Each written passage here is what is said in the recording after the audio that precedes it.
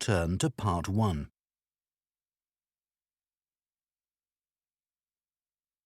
Part 1. You will hear a supervisor in a supermarket talking to a new worker on her first day. First, you have some time to look at questions 1 to 6.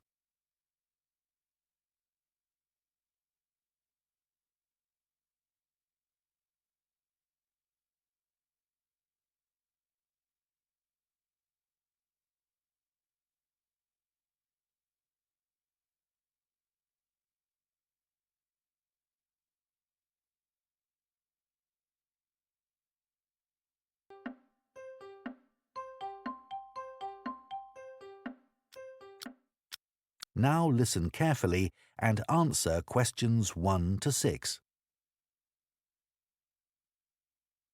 Hello, Charlotte. I'm Caden, one of the supervisors. Welcome to the team. Hi, Aidan. It's Caden. I'm so sorry. Oh, don't worry. People often get my name wrong. They never know how to spell it. It's Kaeden, in case you ever need to write it. I'll try and remember. So, there are a few practical things you need to sort out this morning. Then I'll show you what you're going to do today. The email I received said to go to the front desk to show my letter of appointment and pick up my badge. You'll need that for the staff room and other areas of the supermarket where shoppers aren't allowed. So, after you've finished at the front desk, I'll take you to the staff room. Put your coat and rucksack in one of the lockers there. Take whichever one is free. Will I have a key? Yes, try not to lose it. At the end of the day, leave it in the door for the next person to use. Will do. You also need to go to the HR department to see Tiffany. She's really helpful. I was told to bring my passport with me. HR need to take a note of the number in it. That's right. Or you can show your ID card. I don't have one of those. OK. Tiffany will give you a uniform. They have lots in different sizes, so you just tell her what you need. I won't come with you to HR. I've got to go and sort something else out. Problem with a bread slicer. Is the HR office near the staff room? The staff room's on the first floor, and HR are a couple of floors above that, on the third floor. There's a staircase outside the staff room. OK. When you're finished with HR, come and find me in the bakery section of the shop. I'm looking forward to getting started. I'll just give you my phone number in case you can't find me. Have you got your phone there? Yes. OK. Ready? It's 0412 66 5903. OK. Done. Before you hear the rest of the conversation, you have some time to look at questions 7 to 10.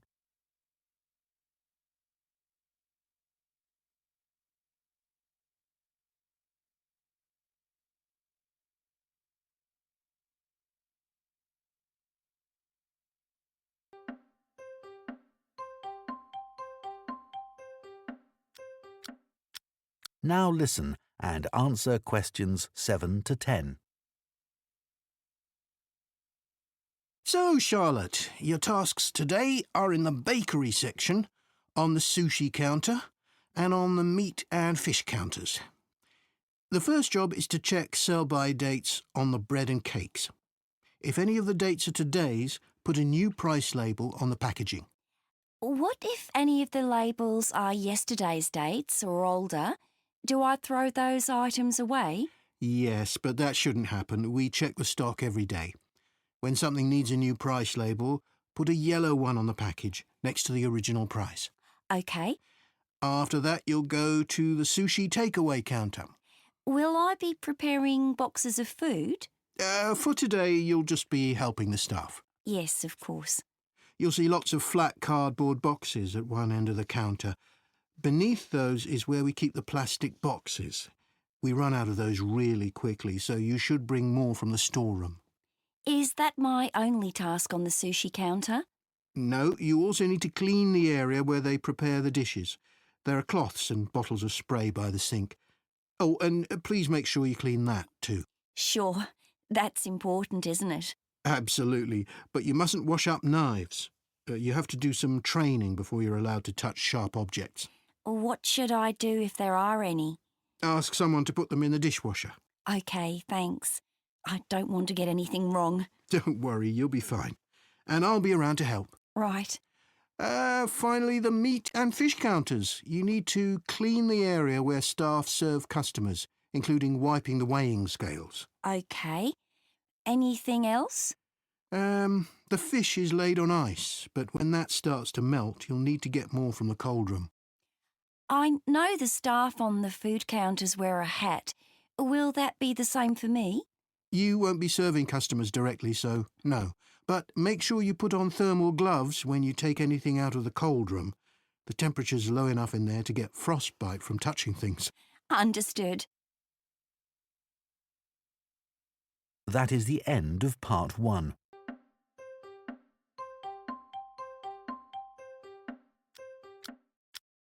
Part 2. You will hear a podcast by a running coach giving advice about taking up running and giving information about her club. First, you have some time to look at questions 11 to 14.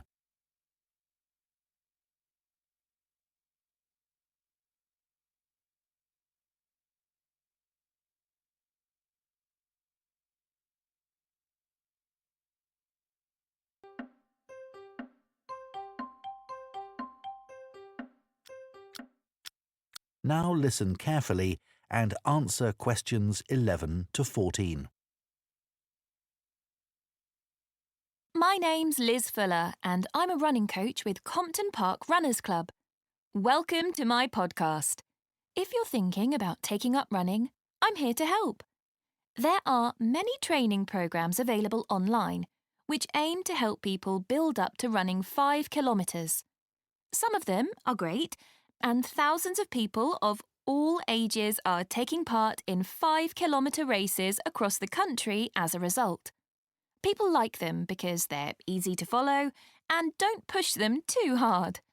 However, they don't work for everyone, especially if you suffer from something like a heart condition or asthma, because they're aimed at people with average fitness and running ability. Another thing is that everyone is different, and if you have any specific questions related to your needs, there's no one to provide any answers. I have a couple of simple tips I always give to new runners. I expect you've been told to run very slowly until your fitness increases. Well, I find that can prevent progress. You should run at a speed that feels comfortable, but time yourself and try to run a bit faster each time.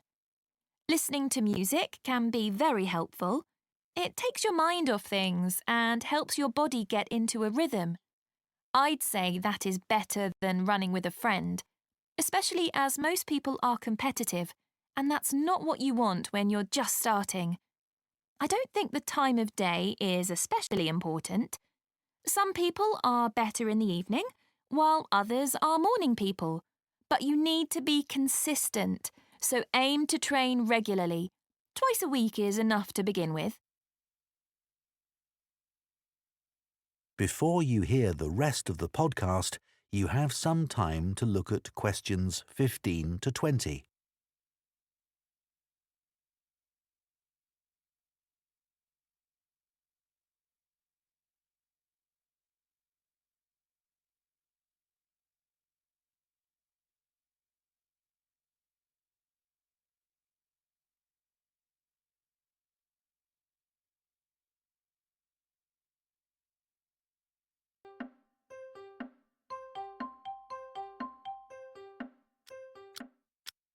Now listen and answer questions 15 to 20. New members often say to me that they've been put off running either because they lack confidence, or they don't have time, or they think they dislike running. Kerry, for example, joined the club 2 years ago at the age of 40. She'd always enjoyed running at school, but wasn't sure if she'd be able to do it. She was worried about being left behind and being the slowest runner. But she says she was made to feel so welcome, she soon forgot all about that. James had always hated the idea of running, but a friend encouraged him to come along for a taster session, and he hasn't looked back. He never misses a training session, despite having a really demanding job. Leo was worried about having to commit himself to training sessions every week and wasn't sure he'd be able to fit training into his busy schedule. But after experiencing a lot of stress at work, he came along to us and gave it a go. Now he says he feels much more relaxed and he looks forward to his weekly run. Mark is quite typical of our new members. He's never considered himself to be a sporty person, and it was only when he retired that he decided to take up the challenge of trying to run 5 kilometres. It took him months to find the courage to contact us, but felt reassured immediately, as there were other people his age who were only just taking up running for the first time. My own journey hasn't been easy. I did my first marathon when I was 37, after having had 2 kids. My husband had been running marathons for years, but I never dreamed I'd be doing one with him. I managed to complete it in 4 hours, but I felt like giving up halfway through. It was only the support of the spectators that kept me going. I do think signing up for a race of whatever length is motivating, whether it's 5k or 25k, because it's good to have something to work towards, and it gives you a sense of achievement. I did my first 10k after only 6 months, which was certainly very challenging and not something I'd necessarily recommend. But after you've been training for a few weeks, it's worth putting your name down for a 5k. Some people find they only need a few practice runs before taking part in a race, but I'd give yourself a couple of months at least. Well, I hope that's given you a really good idea of what... That is the end of part 2.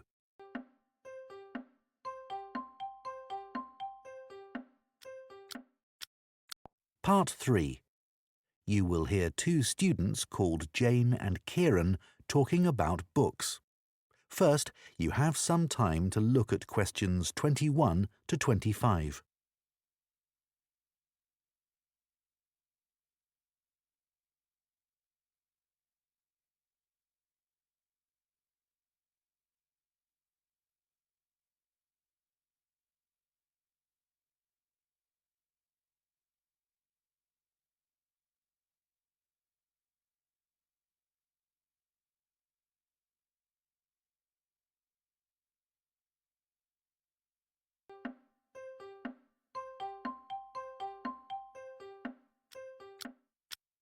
Now listen carefully and answer questions 21 to 25.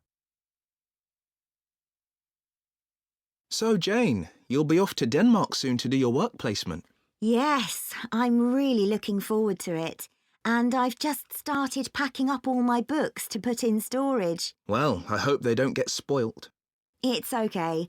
My grandfather works in a bookshop, and he told me how to pack them. Oh, that's helpful. He says you have to support the spine, otherwise the paper can come away from the cover. Yeah, that's obvious. He also told me to pack them flat in the box, not on their side.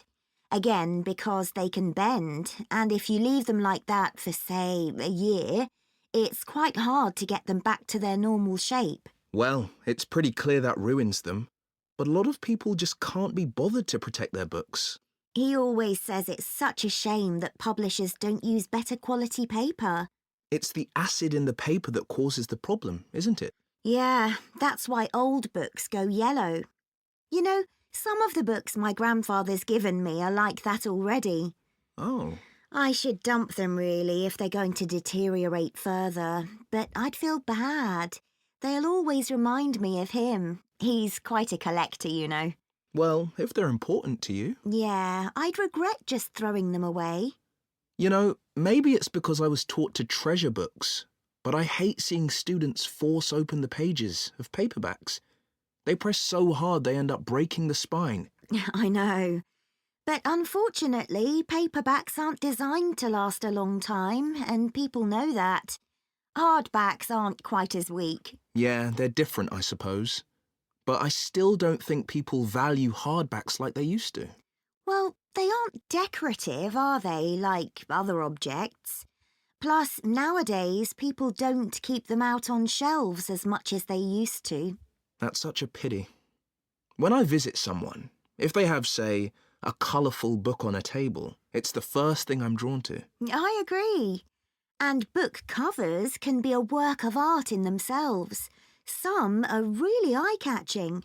I've always been taught to handle books carefully. If you watch someone take a book off a shelf, well, they usually do it wrong. Ah, my grandfather says you should put your hand right over the top of the book. Or, if you can't do that, pull the other books on the shelf aside so that you can hold the whole cover. When did you learn all this? He watched me pull a heavy book off the shelf when I was small, and it fell on the floor and broke apart. Oh dear. Oh, I can still remember it. You know what I really like? What? The smell of new books. Me too. My parents used to laugh at me when I was a kid because I loved putting books up to my nose, almost as much as reading them. New books aren't cheap though, are they? I guess we're lucky we can buy them. My grandfather stocks second-hand books as well as new ones, and they don't smell quite as good. Before you hear the rest of the discussion, you have some time to look at questions 26 to 30.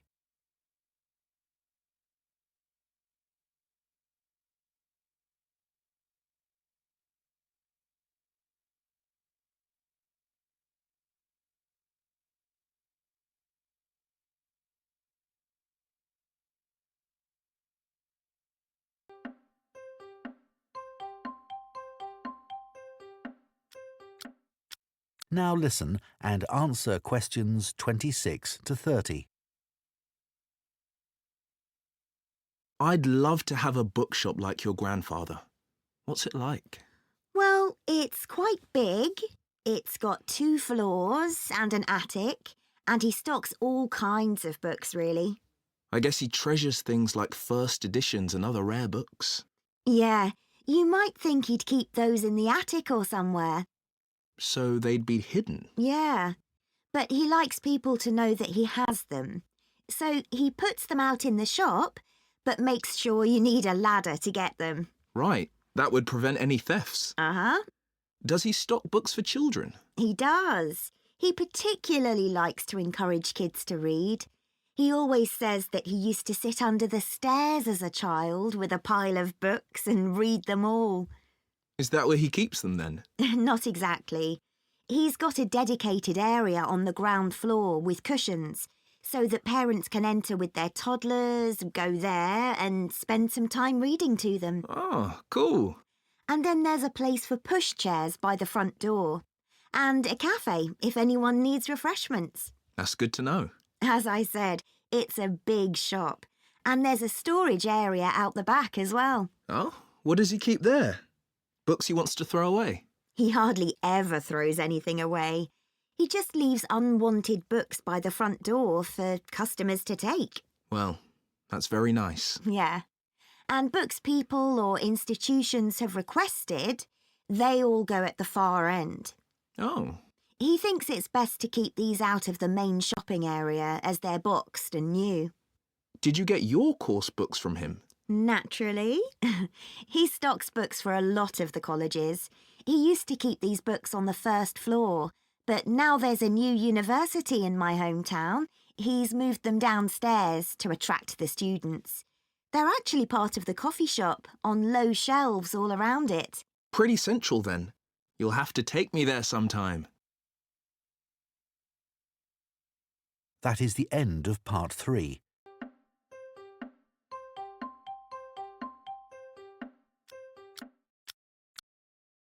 Part 4. You will hear part of an environmental studies lecture on tree planting. First, You have some time to look at questions 31 to 40.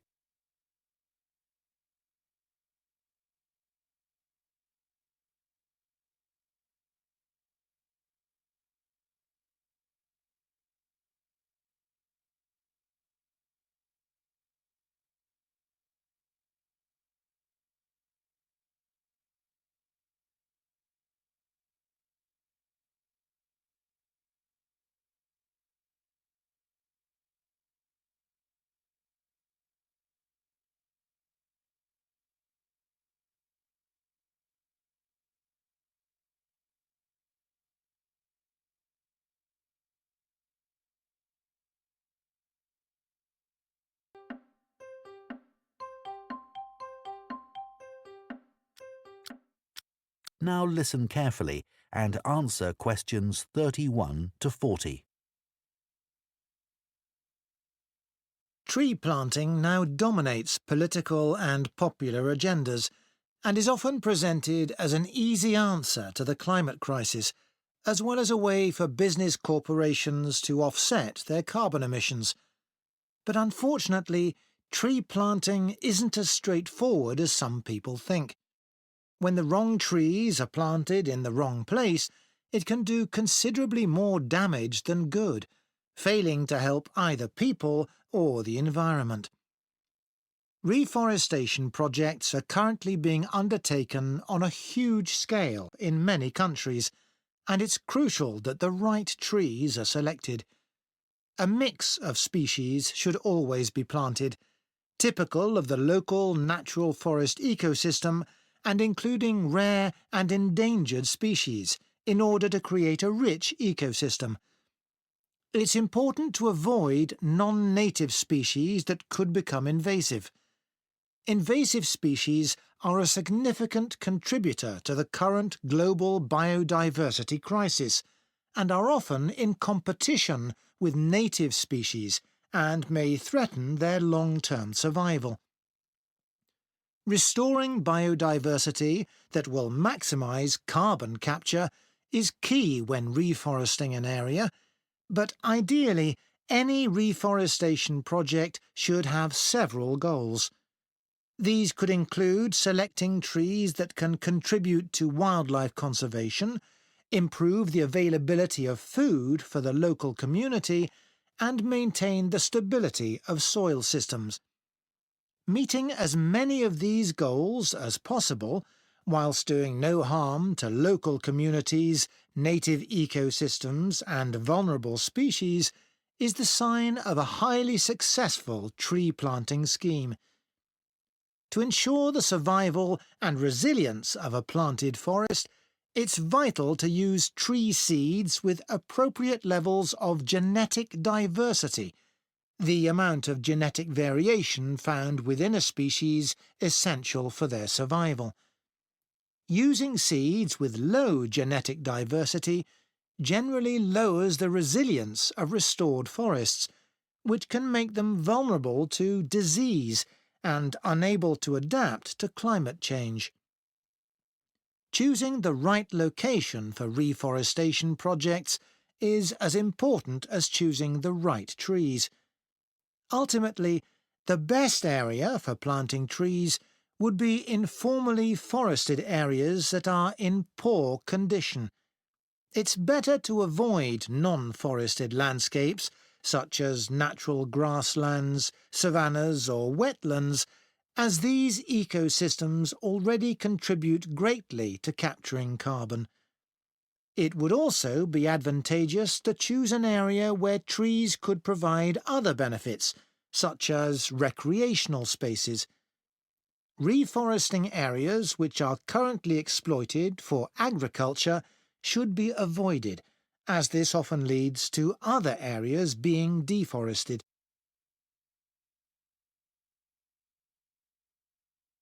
Large-scale reforestation projects require careful planning. Making the right decisions about where to plant trees depends on having the right information. Having detailed and up-to-date maps identifying high-priority areas for intervention is essential. drone technology is a useful tool in helping to prioritise and monitor areas of degraded forest for restoration. In Brazil, it's being used to identify and quantify how parts of the Amazon are being devastated by human activities, such as rearing cattle and illegal logging. A good example of where the right trees were picked to achieve a restored forest is in Lampang province in northern Thailand. A previously forested site which had been degraded through mining was reforested by a cement company, together with Chiang Mai University. After spreading 60 centimetres of topsoil, they planted 14 different native tree species, which included several species of fig. Figs are a keystone species because of the critical role they play in maintaining wildlife populations. They are central to tropical reforestation projects as they accelerate the speed of the recovery process by attracting animals and birds which act as natural seed dispersers. This helps to promote diversity through the healthy regrowth of a wide range of plant species. Unlike the majority of fruit trees, figs bear fruit all year round, providing a reliable food source for many species. At this site, for example, after only 3 rainy seasons, monkeys started visiting to eat the fig fruits, naturally dispersing seeds through defecation. Reforestation projects should always aim to make sure that local communities are consulted and involved in the decision-making process. The restoration of mangrove forests in Madagascar is an example of a project which has succeeded in creating real benefits for the community. Destruction of the mangrove forests had a terrible impact on plant and animal life, and also badly affected the fishing industry, which was a major source of employment for local people living in coastal areas. The reforestation project involved hiring local people to plant and care for the new mangrove trees. Millions of mangrove trees have now been planted, which has resulted in the return of a healthy aquatic ecosystem. The mangroves also act as a defence against the increased threat of flooding caused by climate change. What's more, the local economy is more stable, and thousands more Madagascans are now able to send their children to school. One other important point to consider. That is the end of Part 4. You now have 1 minute to check your answers to Part 4.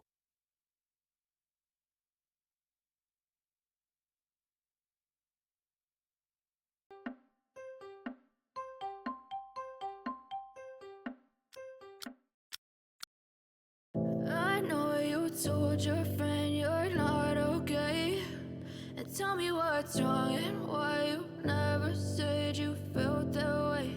And guess you're trying to stay strong and fake a smile until I look away. But I've known you too long, it hurts to watch your blue eyes fade to grey as you fade away,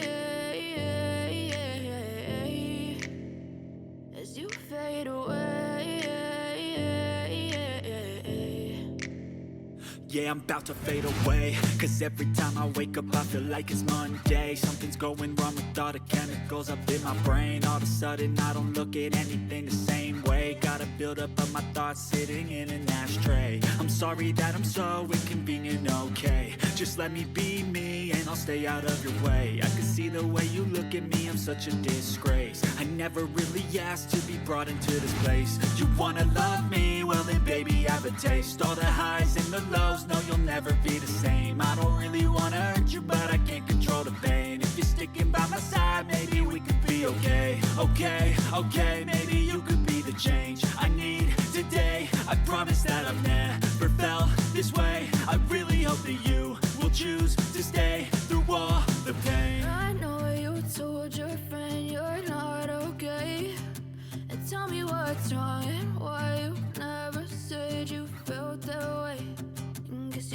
stay strong and fake a smile until I look away. But I've known you too long, it hurts to watch your blue eyes fade to grey as you fade away. As you fade away.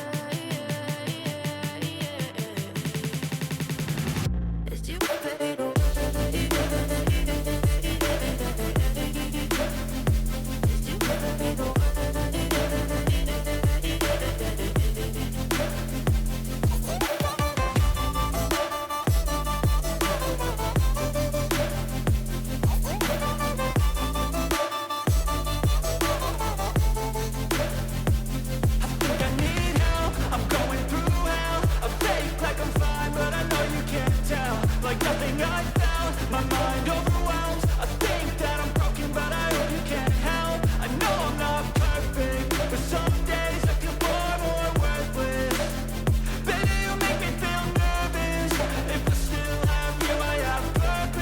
It's all worth it. I know you told your